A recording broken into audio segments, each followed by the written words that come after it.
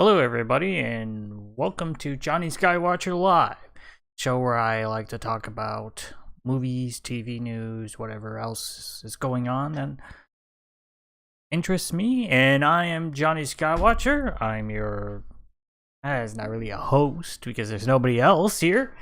I'm your person for this, and yeah, today is interesting. So I didn't do a live stream on Monday because my laptop decided to die over the weekend. So I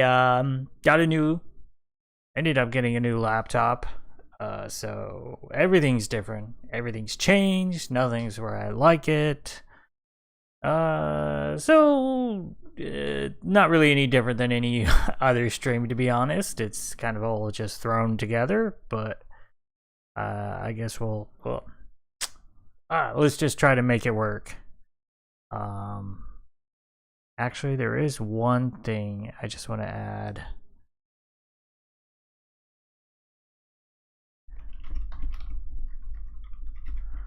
Let's just add this one thing. I'm just gonna add the logo at least, even if I don't have anything else. Be nice to have that.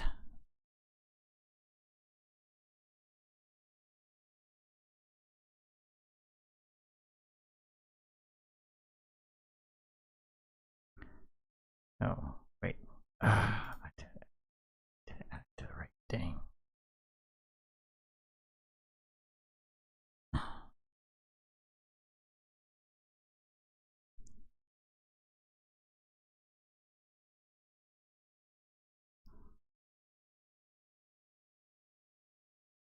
Okay, there we go. So, I don't know. I haven't even set up like capture view or anything. So let's talk.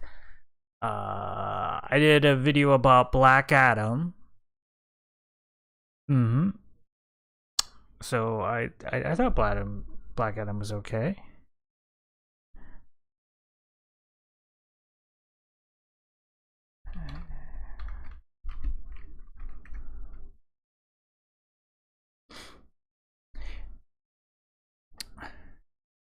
I know this is just so interesting. Yeah, so I don't have anything prepared for today, so let's not even pretend. Let's just do a simple, short, sweet update to what's happening on this channel. If not that anybody's watching, but in case you were. So this, for those not familiar with what's going on, this is the live version of the show, which I've been doing on this separate channel, which I'm going to keep doing. Instead of just putting it on my regular channel, because doing live streams, which I think 0 to 1 viewer watch, I think I'm usually the 1 viewer, so that's when you have that little viewers, it doesn't really help the channel at all. And the whole reason of doing live streams instead of just recording by myself is because if I try to do that, it won't happen. I mean, I've tried it before. Sometimes I can motivate myself to do it. It just, most of the time, it won't happen. But if I'm live streaming, even the fact that nobody is watching, just the fact that I have to, plan ahead for a time, even if I have no content planned, I still have to plan ahead for a time and go for it. At least it motivates me. I'm still motivated to actually go ahead and do something, even if, like today, I have almost nothing. I have nothing planned. And on OBS, which is the streaming software I use, I have nothing. I have pre-show and camera. Those are my 2 options. So, yeah, today could be interesting. So, what can I talk about? Well, I think there are some news to talk about. I just don't know if I have a lot to say about them. James Gunn and let me just look it up. What's the other guy's name? The recent news over at Warner Brothers.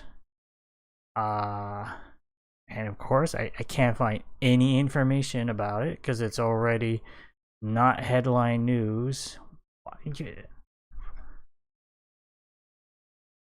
I would have thought it would have been still been on the front page of Deadline, but no, I gotta go hunting for it.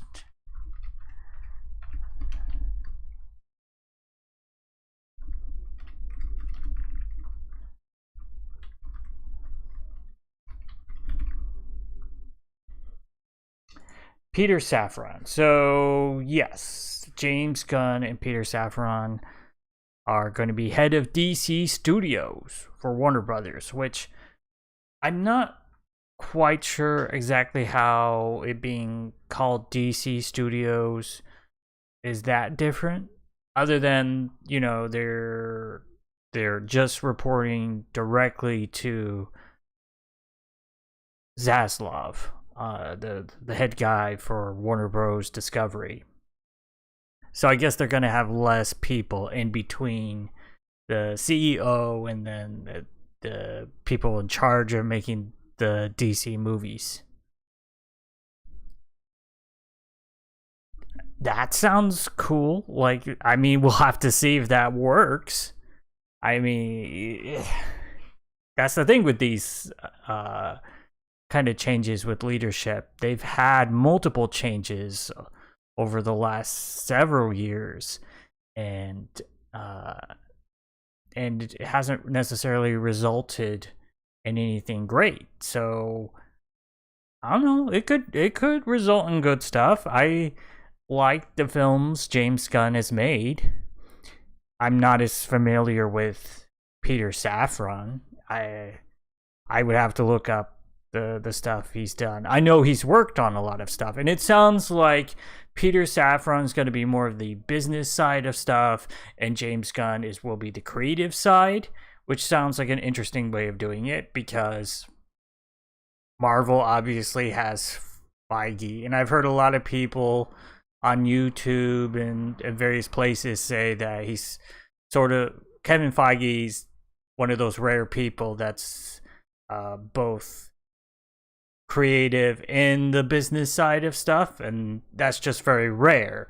So it kind of makes sense to have two people, so that way you do have those two halves if you can't find someone who's able to balance both things, rather than bringing in someone who's very good at the business side of stuff but then just doesn't know the correct things to greenlight, and just has no idea on the creative side or how to support finding the right creative people, and just makes bad decisions. And also, you don't fall into the other side of someone who makes really great creative decisions but just is not a good business person. And let me just, I'm not going to even take a look at Black Adam's box office. I think some things have been said about it, but I think it's still too early to say.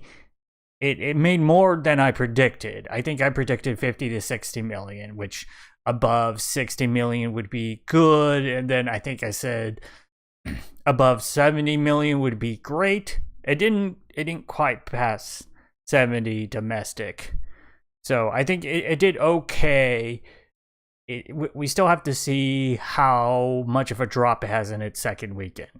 And I'm actually thinking a lot about what I saw. This one person on Reddit, on the box office subreddit, said which was like, we'll have to see in his second weekend if it's a hit or a flop.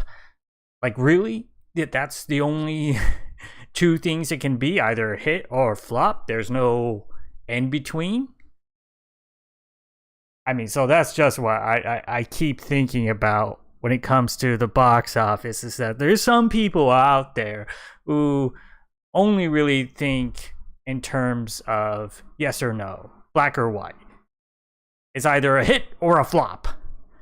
I think at this point, you can, unless it's it does disastrously, like absolutely disastrously. Basically makes no money in its second weekend, and it's just gone from the box office.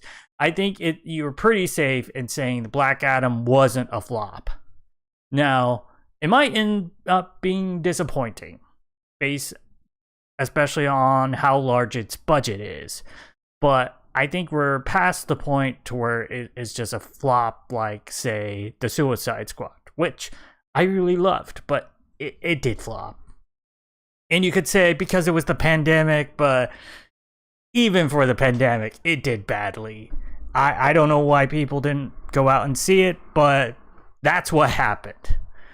Well, also, The Suicide Squad, The Suicide Squad, along with Wonder Woman 1984, had the fact that it was released simultaneously on HBO Max. Black Adam doesn't have that, but it also doesn't have that as an excuse.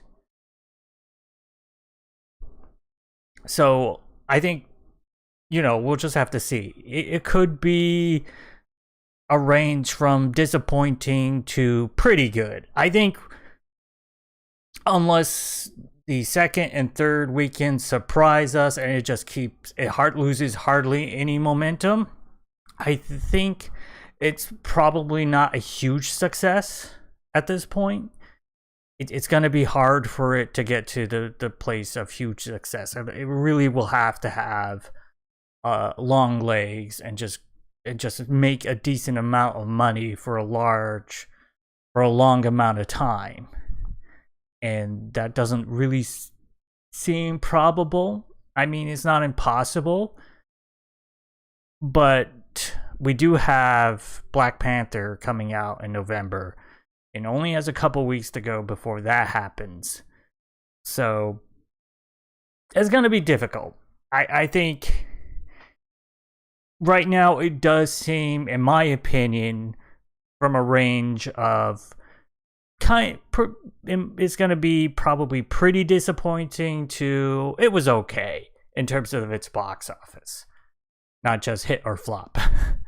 I think you have flop, disaster. Actually, I would put disaster past flop over here on the scale, which I can't see what I'm doing. Let's put like disaster and then flop and then huge disappointment. It was a disappointment for the box office, for the studio. Mild disappointment. It did okay. It did pretty good at the box office. It did actually really good. And then all the way to, like a huge hit. And then probably more here, I forgot. Yeah, I'm not making up a chart. So I need to stop saying so much. That's one thing that's helpful with streaming, especially with going through the editing process.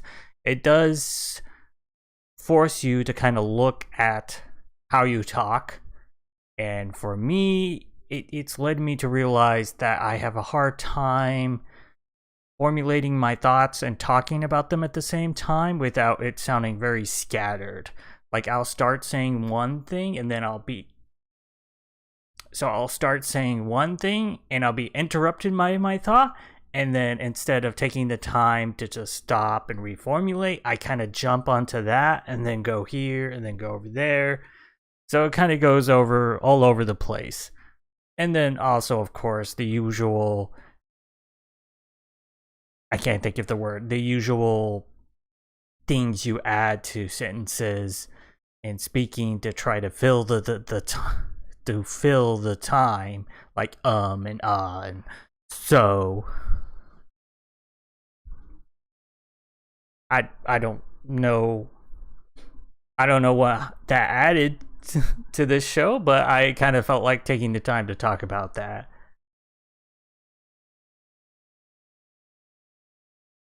Okay, let's look at Deadline. You know what? I will add a. The thing is, I don't have a separate monitor, so I can't add window capture. Really exciting for everyone at home. I don't think anyone's on the stream though, so I would talk to you, but you're not in chat. Okay, let me just take a look at Deadline and see if there's anything else worth talking about. I don't think there is. We can make this a short. Oh, let me just talk about the couple trailers that came out. So, I said it again. So, excuse me. What were the trailers that came out? I saw Ant-Man and the Wasp: Quantumania. The trailer came out Monday, I want to say. And I'm excited for it. It doesn't come out till next year in February. It's the first teaser trailer. There are parts of it where I'm thinking, I wonder how serious this is going to be, because I feel like it does that thing that Marvel trailers do, where the first trailer is pretty serious, and then the second trailer is where they start throwing all the jokes in, which I think goes back all the way to like Age of Ultron. If you remember the first trailer for Avengers Age of Ultron, they did the all super serious with that Pinocchio, I'm at a loss of words. The cover version of Pinocchio where it slowed down, because it was during that time period where all the movie trailers for movies had this slowed down version of classic tunes to make it sound spooky. And then the second trailer came out, and it was a very different tone to it that some people, I think, have never really gotten past the first trailer being the way it was. And then the second trailer, I think, was more reflective of what we got in the film, which is a little bit more lighthearted. So I can definitely see the second trailer, when we get it, for Ant-Man and the Wasp being quite different and being more reflective of what the film ultimately turns out to be. And maybe that'll be disappointing for some people. But there's a ton to like with what we saw in Quantumania. We're going to the quantum realm, which is cool. It seems like that's going to be the big part of the plot. And it's almost Guardians of the Galaxy like. We get to see this completely different world with all these cool designs. And it reminds me a lot of Guardians of the Galaxy. Obviously, we aren't going into space necessarily, though in a way it kind of is. And we're having characters we're familiar with in that space. But we get King, obviously, in this trailer, or a version of him, because I think we're going to get a lot of different versions of Kang, and I don't necessarily know if this is going to be a version that carries past this film. I wouldn't be surprised if this version of Kang in the quantum realm stays there or dies, and then like in a different movie we get a different version of Kang, and then maybe in the Kang Dynasty we get more than one version of Kang. Maybe we get more than one version of Kang in this movie. I think a lot of different things are possible. So I'm pretty excited for it. And then we also, I think yesterday, Tuesday, got the first trailer for Guardians of the Galaxy Holiday Special. It looks weird. It's going to be more Earth focused, which is I don't think I was actually really thinking about that much about what the holiday special would be, but that probably wouldn't have been my guess. But it's sort of interesting since you kind of brought the Guardians to Earth, especially Rocket and Rocket Raccoon and Groot. But we didn't really get to see Peter on Earth. He was obviously there in Endgame, and was obviously there for a little bit because, you know, he was there at the funeral. So I think it'll be interesting to actually see him maybe spend a little time on Earth. Maybe the trailer is a little misleading there. It's possible he doesn't really go to Earth that much at all. Because I just thought of a scenario where maybe Drax and Nebula go to Earth for that part that's shown in the trailer to get Kevin Bacon and then go back. I don't know. It kind of looked like the trailer like they were going to Earth. I just thought of the possibility that maybe the trailer's a little misleading in that way. But it's also a special presentation, which I really liked. The first special presentation we got, Werewolf by Night. So I'm excited to see what they do with this, and I kind of hope that they keep going on with these special presentations. And I kind of wonder if they, in hindsight, if they had known, if they had seen how these special presentations worked, if maybe some of these disappointing Disney Plus series would have been better off as special presentations. Maybe like longer special presentations than what we got in Werewolf by Night, but just overall, instead of stretching out a story to 6 episodes, just telling one tight story would have been better for some of these shows. And I wonder how much we're going to get. Are we going to get more special presentations? Maybe. I kind of like the idea, and I'm hoping for the best when it comes to Guardians of the Galaxy. And you know what? I think I'm gonna call it there. It's, you know, I've been busy at work, and I don't have enough set up in this OBS right now, so thank you so much for watching, whether you're watching live or if maybe you're watching on a segmented video. Feel free to go ahead and leave me any comments about things you liked in the video, things you disliked. I don't really care. If you leave a comment, it's beneficial for the video either way. You know, click that like button, click the dislike, whatever. It's all engagement, right? And go ahead and do all that YouTube stuff, whether you feel like it or not. And I will see you in my next live stream, which hopefully is Friday. So have a good... I don't even have the ending set up. Just... You know what? Let me switch this. One sec. Oh, wait, that's not right. Okay, well, we'll just do this for then. Bye.